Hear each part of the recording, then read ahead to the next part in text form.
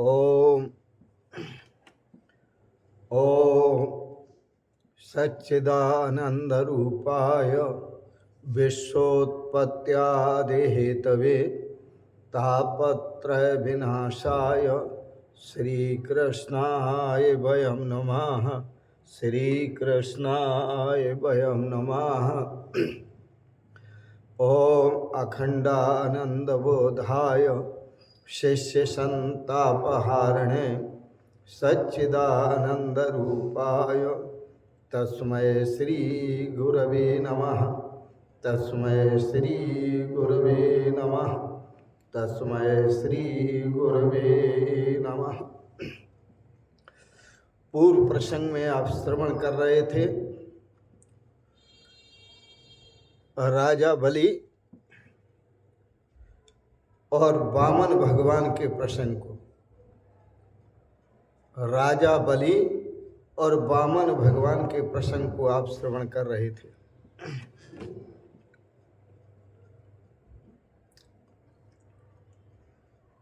वामन भगवान का जो स्वरूप है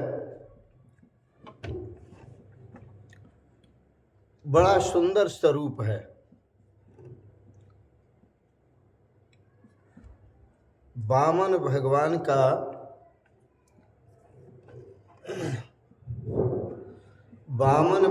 का जो स्वरूप है बड़ा सुंदर स्वरूप है।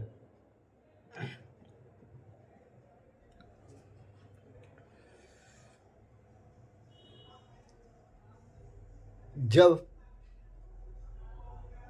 पार्वती माता जी से भिक्षा ली और ला करके गुरुदेव बृहस्पति के सामने रखी वामन भगवान ने, गुरुदेव बोले ये तो बहुत कम भिक्षा है। वामन भगवान ने कहा फिर आप वो जगह बता दीजिए जिसके पास मैं जाऊं जहां बहुत सारी भिक्षा मिल जाए।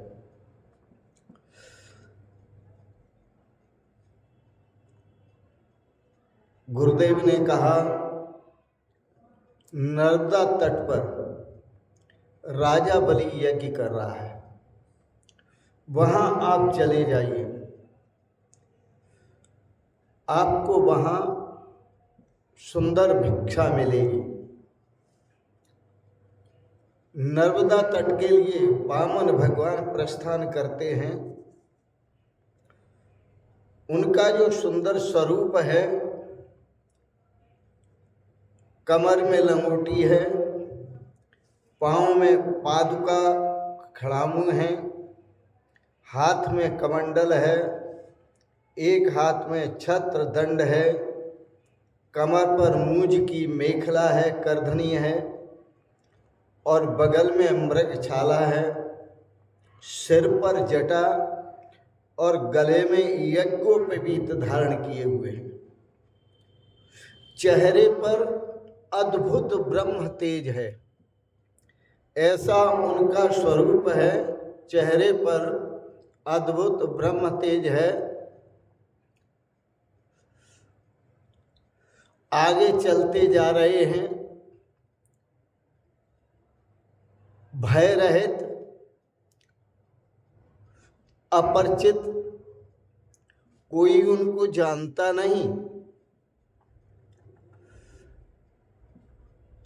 पर वामन भगवान जब जा रहे हैं अपरिचित अवस्था में और कोई जानता नहीं उनको, फिर भी जो उन्हें देखता है उन सबका सिर वामन भगवान के चरणों में झुक जाता है।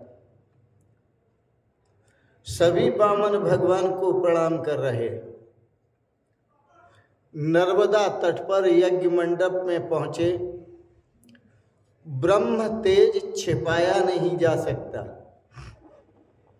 यज्ञ मंडप में उपस्थित जितने भी ऋषि मुनि थे, ऋषि महर्षि थे, सभी सोचने लगे कि आज तक ऐसा ब्रह्म तेजस्वी हमने कभी देखा नहीं। क्या यह साक्षात सूर्य नारायण ही अवतार लेकर इस भूमि पर आए हुए हैं? मन में विचार करते। यह कौन सा ब्राह्मण कुमार है जिसके चेहरे पर अद्भुत तेज है।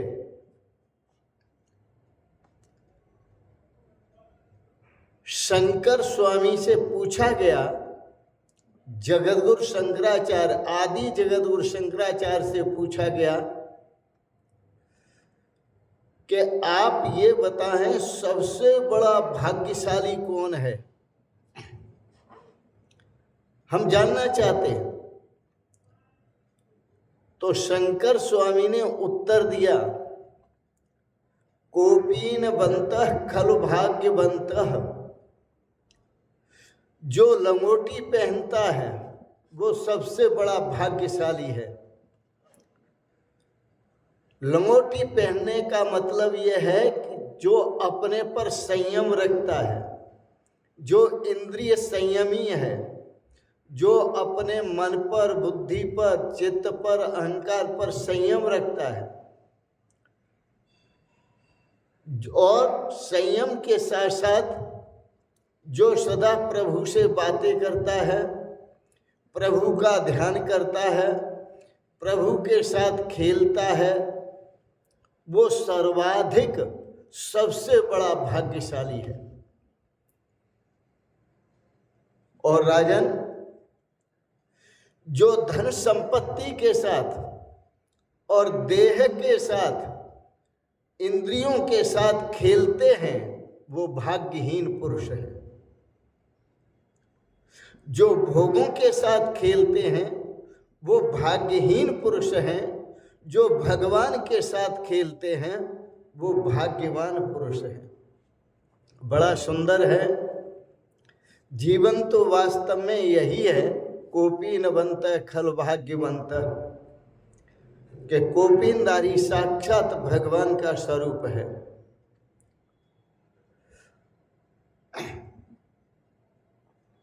इस प्रकार से सभी ऋषि मुनि उस बालक, ब्रह्म तेज युक्त बालक के संबंध में सोच ही रहे थे। इतने में उन्होंने देखा यज्ञ के जो प्रधानाचार्य शुक्राचार्य जी खड़े हो गए और वामन जी का स्वागत किया। महातेजस्वी बटुक ब्रह्मचारी का शुक्राचार्य के सहित सभी ऋषियों ने सत्कार किया। ब्राह्मणों ने, ऋषियों ने प्रणाम किया उनको। ब्राह्मण तेज,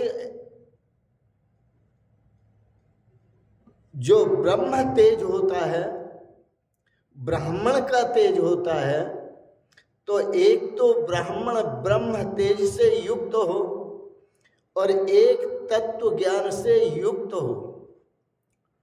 तो संसार में कोई भी ब्राह्मण का सम्मान नहीं करता।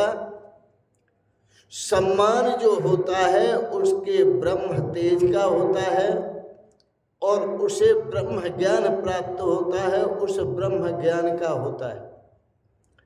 ब्रह्म तेज का मतलब पूर्ण संयमी, अपने इंद्रियों पर शासन रखने वाला। ब्रह्म तेज का मतलब जो आजन्म ब्रह्मचारी। ब्रह्म तेज का मतलब जिसने अपने मन पर संयम किया हुआ है, अंतःकरण पर संयम किया हुआ है, उसके चेहरे पर तेज और ओज झलकता है और उस जिसे तत्व ज्ञान है। ऐसे परम पवित्र ब्राह्मण का जहां जाता है वहीं स्वागत होता है।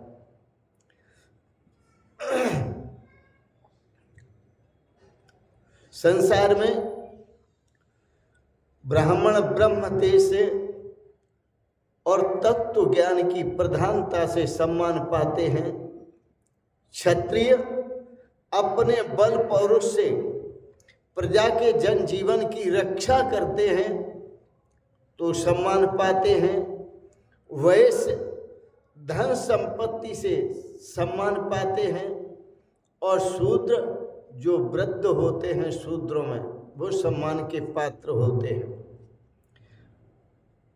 बाकी सेठ साहूकार जो भी हैं वो भी सम्मान पाते हैं महाराज। वो अपने पुण्य करने से, दान धर्म करने से सम्मान पाते हैं। श्रीमद् भागवत की कथा, रामचरितमानस की कथा जहाँ भी होती है, किसी पुराण की कथा, शिव पुराण की कथा जहाँ भी होती है, विष्णु पुराण की सब कथा, वामन पुराण की कथा, तो उनको सबसे आगे बिठाया जाता है। उन धनिकों को, जिनका हृदय उदार है, दान करते हैं, धर्म करते हैं, उनको आगे बिठाया जाता है। वो ये न सोचे कि उनका सम्मान हो रहा है, लेकिन यह सभा में आगे बिठाकर जो सम्मान हो रहा है वो लक्ष्मी जी का सम्मान हो रहा है। कहीं नारायण का सम्मान होता है तो कहीं लक्ष्मी जी का सम्मान होता है, पर अज्ञानी समझ लेते हैं कि ये मेरा सम्मान हो रहा है। तो वह लक्ष्मी जी का सम्मान है। चारों वर्णों की दीपावली अलग अलग सी लग रही हैं। ब्राह्मणों की जो दिवाली है वो राखी का दिन है, क्षत्रियों की दिवाली विजयादशमी, वैश्यों की दिवाली लक्ष्मी पूजा, और शूद्रों की होती है दिवाली होती है होली।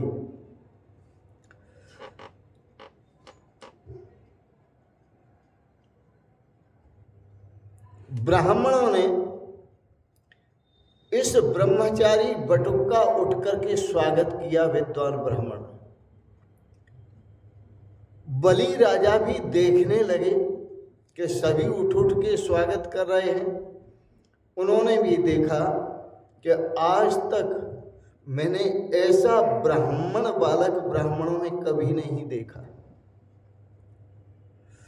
आज तक देखने में भी नहीं आया।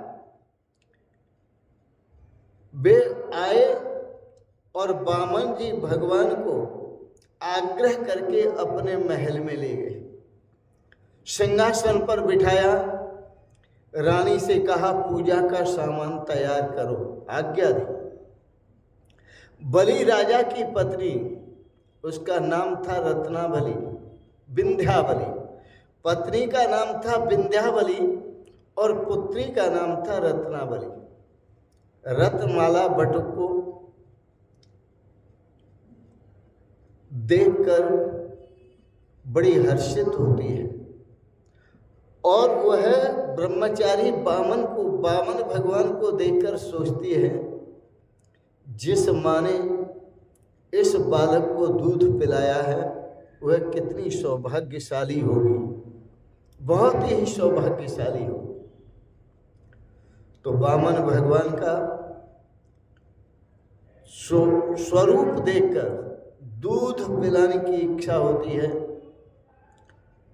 और जब उनका कृत्य देखा, पराक्रम देखा, तो मन की भावना बदल जाती है और वामन भगवान के हत्या करने की उस रत्नमाला के मन में भावना जागृत होती है।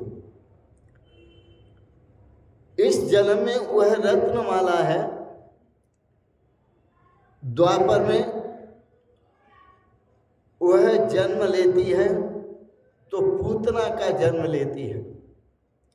वामन भगवान का जो अवतार होता है वो कृष्ण अवतार होता है, इसलिए कृष्ण अवतार में पूतना आती है।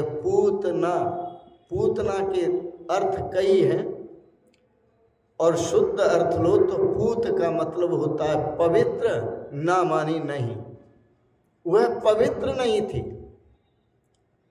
और पूतना का अर्थ ये भी होता है जिसके पास कोई पूत नहीं था, इसलिए वो दूसरे के पूत को मारने के लिए तैयार हुई। तो इस प्रकार से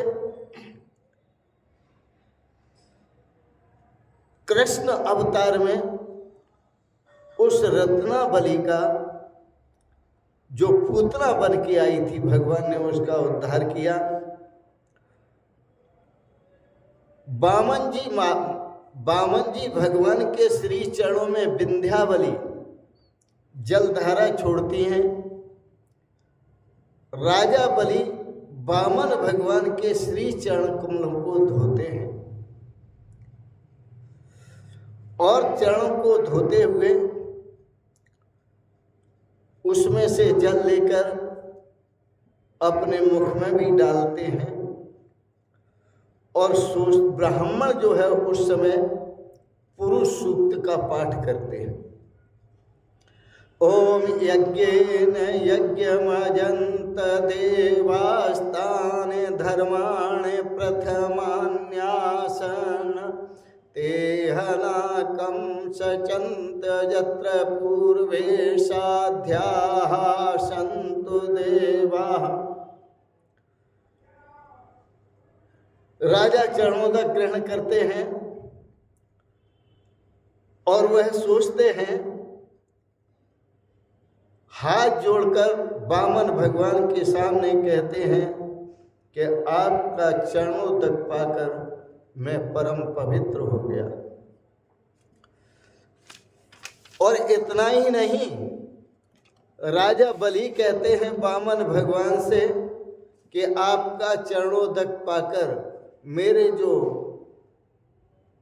पिता पितामह प्रपितामह जो भी थे उन सबको सद्गति मिल गई। आज मेरा यज्ञ सफल हो गया।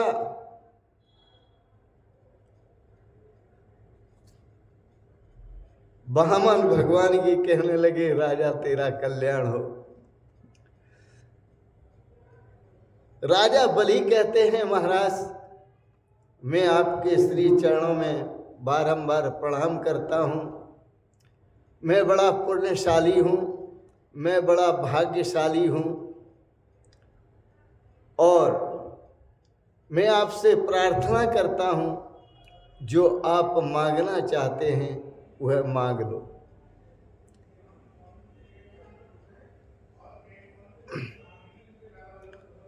क्योंकि मेरा मन है, राजा बलि कहते हैं कि मेरा मन है कि मैं राजपाट का त्याग करके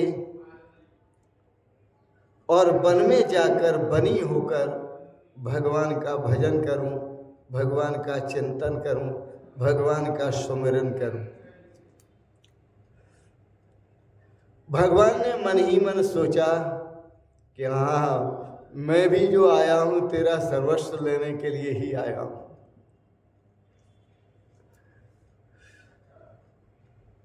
बड़ा सुंदर एक भजन है जो सभी गाया करते थे और गाया करते हैं अब भी श्रीमद् भागवत में। उस भजन को बड़े प्रेम से गाते हैं। तेरे द्वार खड़ा भगवान भगत भर दे रे झोली, ओ भगत भर दे रे झोली। तेरा होगा बड़ा एहसान कि युग युग तेरी रहेगी साथ, भगत भर दे रे झोली, ओ भगत भर दे रे झोली। डोल उठी है सारी धरती देख रे, डोला गगन है सारा। डोल उठी है सारी धरती देख रे, डोला गगन है सारा। भीख मांगने आया तेरे घर, भीख मांगने आया तेरे घर। जगत का पालन हारा रे, जगत का पालन हारा। भगत भर दे रे झोली, ओ भगत भर दे रे झोली। तो इस प्रकार से बड़ा सुंदर भजन बोलते हैं। अब वामन जी भगवान मन ही मन में विचार करते हैं, ठीक है, ठीक ही सोचा राजा ने, मैं लेने ही तो आया हूं। उनसे राजा ने कहा, महाराज जो मांगना चाहते हो मांग लो। और आप पवित्र ब्राह्मण हैं, तेजस्वी ब्राह्मण हैं, तत्वज्ञ ब्राह्मण हैं, आप नहीं संकोच मांग लो, किसी प्रकार का संकोच मत करो। आपको राज्य चाहिए, गाय चाहिए, धन संपत्ति चाहिए, आप जो भी मांगेंगे मैं दूंगा। बार बार बलि राजा ने यही प्रसंग दोहराया। श्री सुखदेव जी राजा परीक्षित को सावधान करते हुए कहते हैं, राजन, उस यज्ञ में बड़ा आनंद हुआ, बड़ा आनंद हुआ यज्ञ में।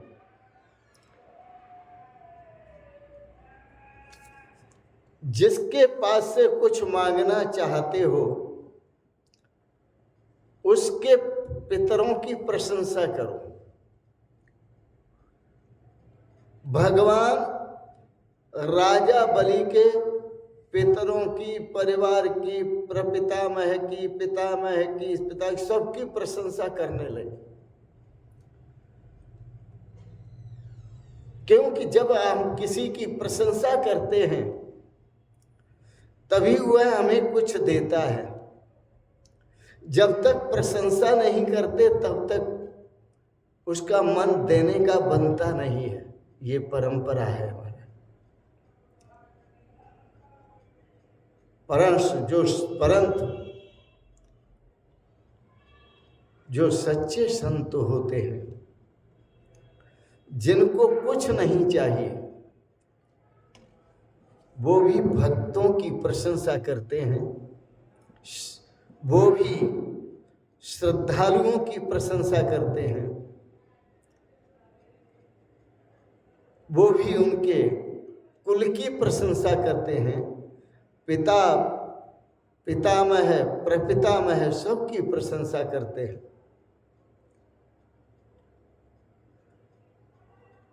कहाँ महाराज वामन भगवान ने प्रशंसा करते हुए बोले, तुम्हारे जो पितामह थे प्रहलाद जी, भगवान के बड़े भक्त थे, बड़े महान थे। उनकी भक्ति तो अद्भुत थी कि उनकी रक्षा करने के लिए भगवान को खम्मा फाड़कर बाहर आना पड़ा, नरसिंह अवतार लेना पड़ा। और तुम्हारे पिता राजा विरोचन बहुत ही उदार व्यक्ति थे, बहुत ही उदार व्यक्ति थे। इंद्र जब उनके यहाँ ब्राह्मण का रूप धारण करके आया राजन,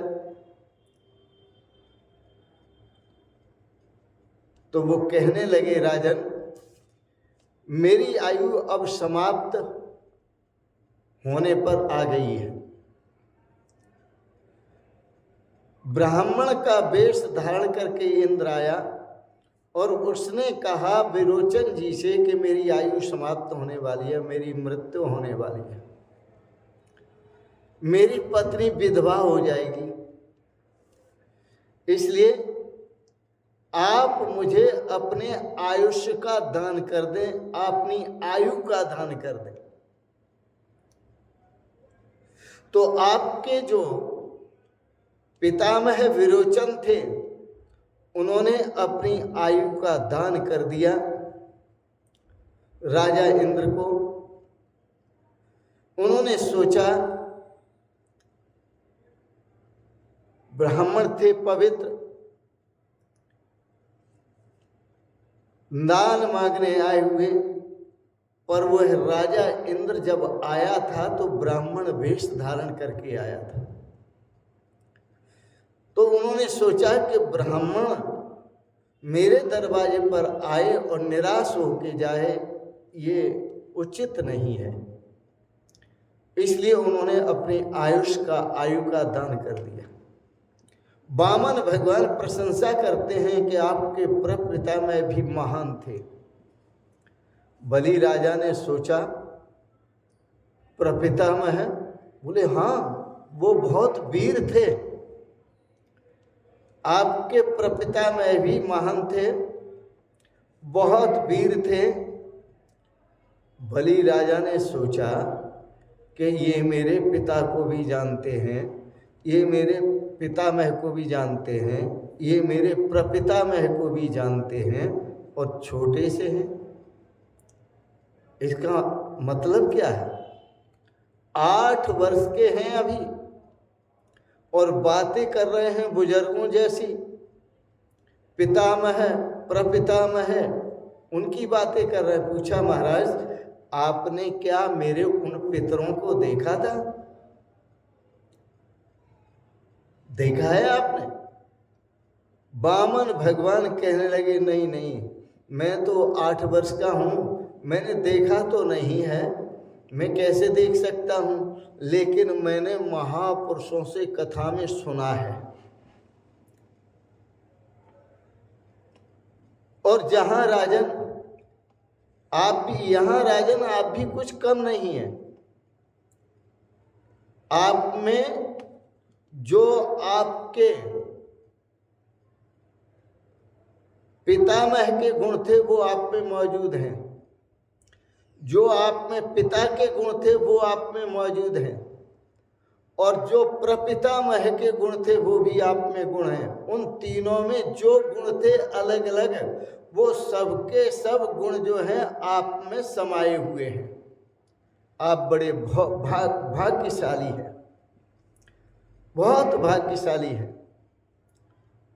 अपनी और पितरों की प्रशंसा सुनकर के राजा ने कहा वामन जी से, महाराज चाहे जो मांग लीजिए वही मैं आपको दूंगा, मैं अपना कुछ भी देने को तैयार हूं, आप मांगे मैं दूंगा। वामन भगवान बोले, मैं कल मांगूंगा, आज नहीं। जो मुझे चाहिए मैं कल मांगूंगा, आज नहीं। आज के प्रसंग को यहीं विराम देते हैं। आपने बड़े प्रसन्नता के साथ सभी भाई बहनों ने, बुजुर्गों ने बलि वामन का प्रसंग श्रवण किया, इसके लिए बहुत बहुत अनुग्रहित है। और इसके साथ साथ आप सबके प्रति मंगलमय शुभकामनाएं करते हैं। भगवान आपको सदा स्वस्थ और सुखी रखे। आपका प्रेम वामन भगवान में दिनों दिन बढ़ता जाए, कृष्ण भगवान में बढ़ता जाए, और आप सपरिवार सदा स्वस्थ और सुखी रहते हुए, भगवान का भजन चिंतन करते हुए अपने श्रेय को प्राप्त करें। कल अष्टमी भी थी और नवमी भी थी। नवरात्रों का जो चल रहा था, कल अष्टमी भी थी और नवमी थी। उनकी भी आपको बहुत बहुत शुभकामनाएं और बहुत बहुत आशीर्वाद। इन शब्दों के साथ ही वाणी को विराम देते हुए और आप सबको प्रणाम करते हुए, ओम शिवोहम शिवोहम शिवोहम।